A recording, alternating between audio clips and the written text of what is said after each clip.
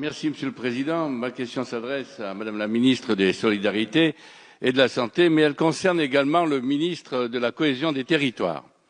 Madame la ministre, j'ai été alerté par des maires de ma circonscription de la Loire, Ondaine-Pila-Forêt, concernant l'augmentation importante du coût de service du périscolaire pour les communes. Il apparaît en effet que depuis plusieurs années, les financements alloués par la Caisse d'allocations familiales sont en baisse.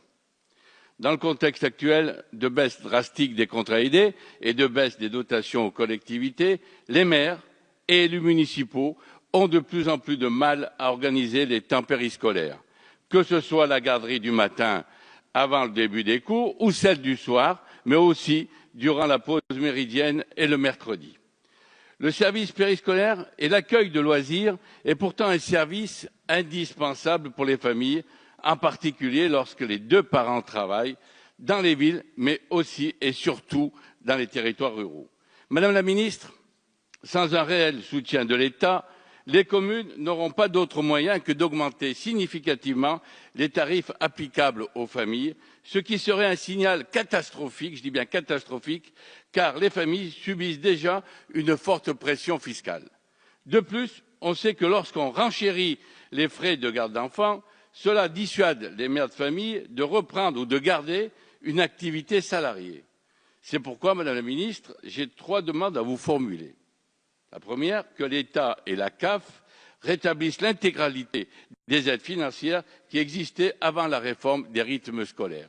La deuxième, que de nouveaux contrats aidés soient accordés aux municipalités et qu'enfin une compensation à l'euro près soit mise en place pour le service périscolaire et accueil. Je vous remercie. Merci.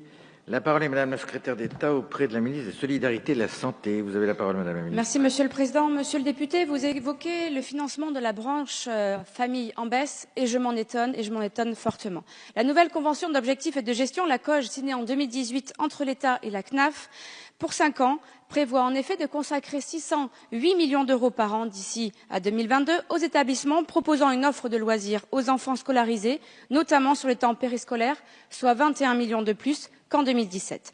La branche famille est pleinement engagée auprès des communes et des intercommunalités afin d'accompagner leur retour à une organisation du temps scolaire sur 4 jours par semaine et de les aider à reconstituer une offre qualitative le mercredi.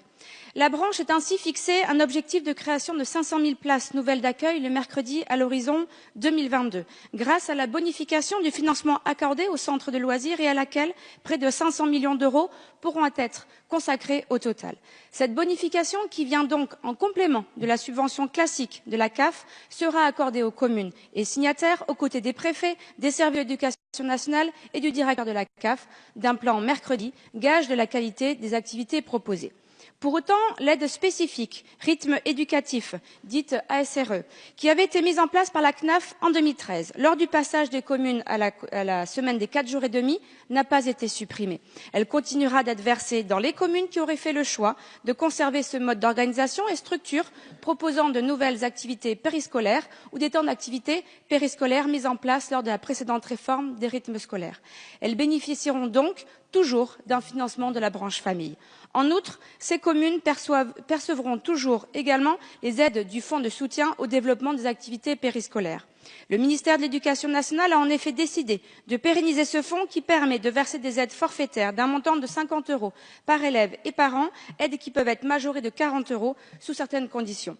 L'État, comme la branche famille, ont donc décidé de maintenir le niveau de financement dont bénéficiaient les communes et les gestionnaires des structures d'accueil avant 2018, voire de les faire progresser pour les heures réalisées le mercredi afin de répondre bien évidemment à un double objectif de maintien de l'offre existante et de développement des activités proposées sur la journée du mercredi.